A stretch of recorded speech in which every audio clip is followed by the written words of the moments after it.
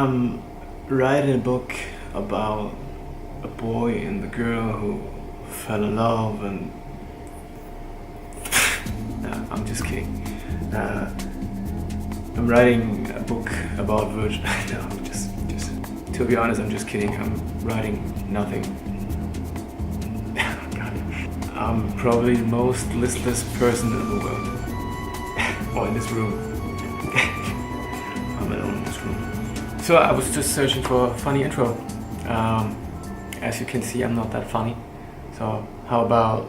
Hi, I'm Sebastian and welcome to the YouTube channel of Cyber Casual, where you get the best videos regarding cross-reality and artificial intelligence topics. And yeah, probably I should just start my videos like this, right? I found on the internet a pretty cool model, the model of depth of virtual reality by Steve Bambury, which describes the 4 levels of virtual reality applications, basically. And I think this is not only pretty interesting, but also pretty important to understand the different types of virtual reality applications. So we now get into an era where the society accepts the technology as not only a gaming niche, but for an enhancement of our daily lives in industries like health, education, military, engineering, whatever. And this has so many reasons. I mean, the cross-reality technologies have been there for so many years, for decades, but now they are on vogue, if you can say it. And this has so many reasons. I mean, the rapid change of the technology, of the hardware, of the software, but I think one of the reasons where that there are now the 360 degrees footage on Facebook, on YouTube, and these platforms pushing this content to become more popular. And now we can see that this 360 degrees footage is not only a cool entertainment stuff, but it's more like a messenger for better applications and experiences in this area, meaning more immersive application experiences. And this is what this model is all about. So this is the depth of virtual reality model by Steve Bambury. You get the 4 different levels. You get the perception, you get the stimulation, you get the interaction, and you get the immersion.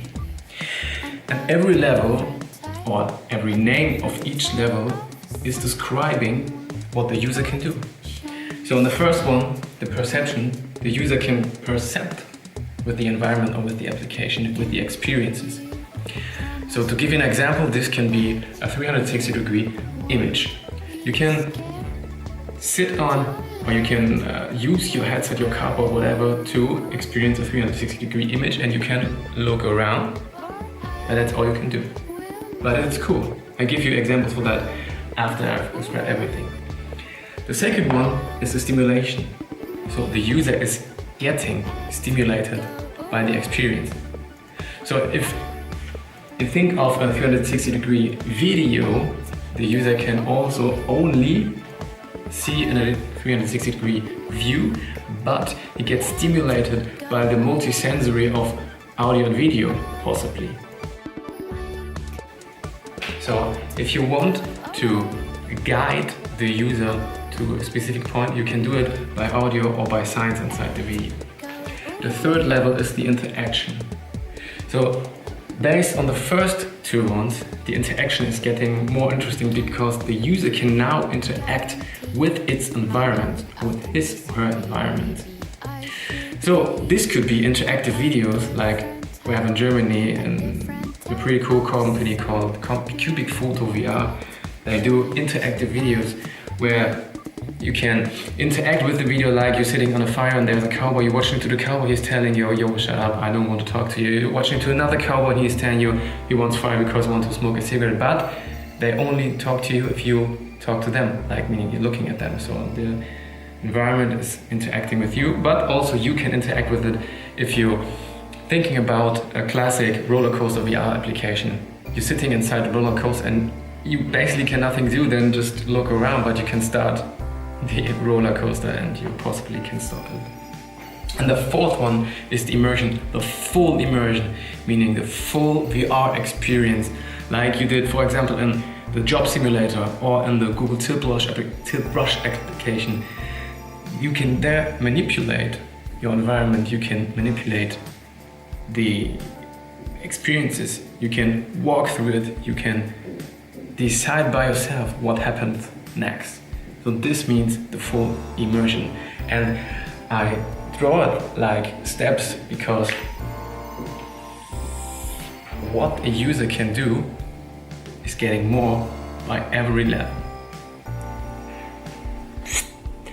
So now, depending on what you want to achieve with your VR experience or VR application, every level of this model could be a possible solution for you.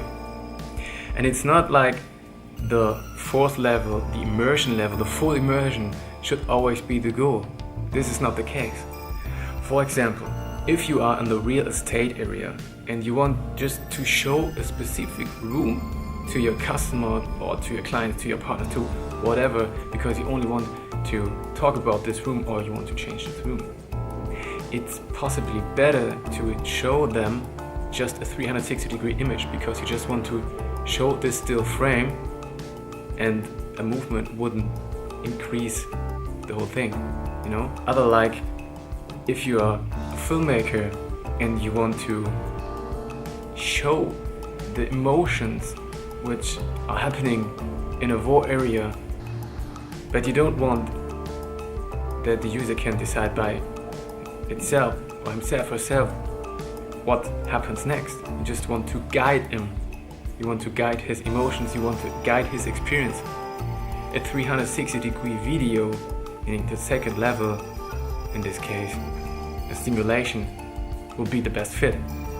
And also, an interaction can be cool if you are a designer and you're working in a new environment and you want to show the basic workflows, and only these workflows should be possibly working, and the user can interact with the environment, with the experience, but only in these areas, and they don't get the full immersion.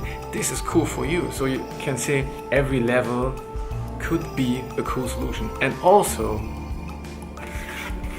depending on what device, this cardboard I built myself, by the way, could be a fair solution for it.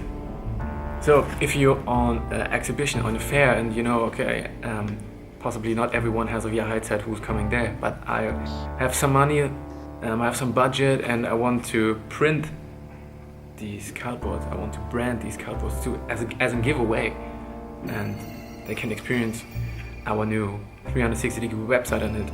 That's a cool case. Or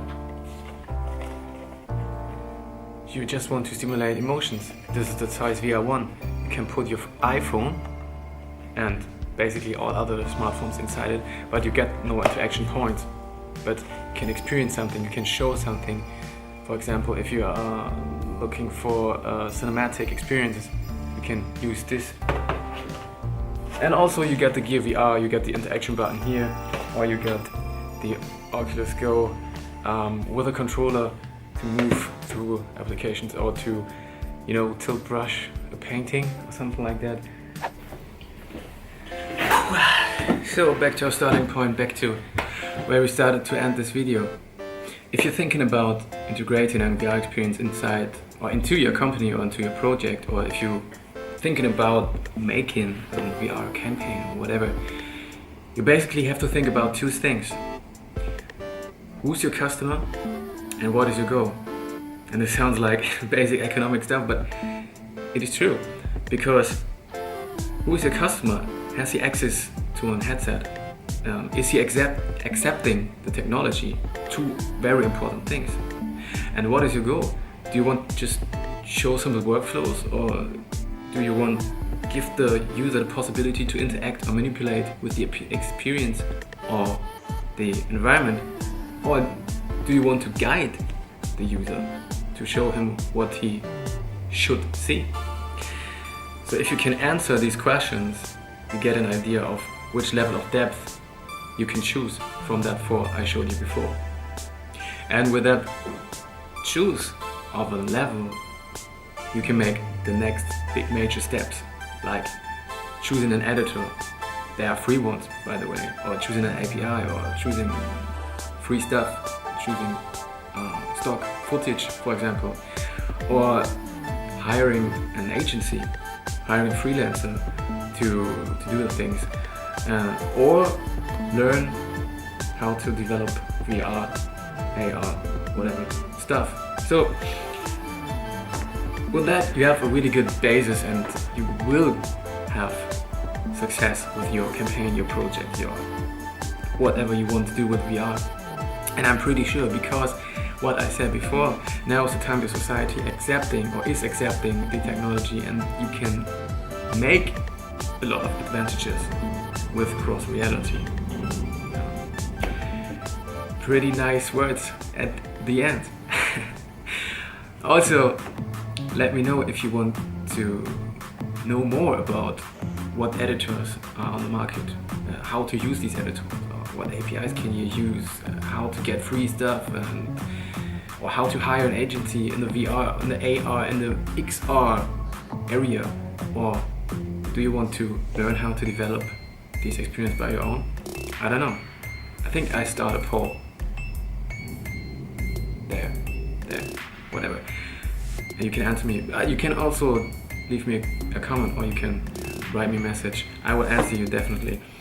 And yeah, if you're in the area under this video, you can also click the subscribe button to get access to all videos which I will produce weekly.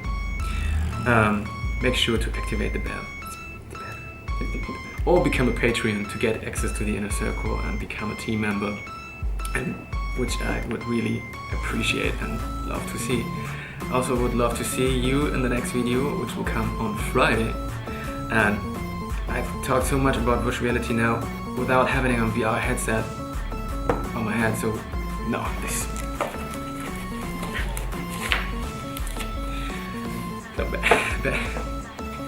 is not funny. I'm not funny. This is insane. I'm such an idiot. This is not cool. I think what's that?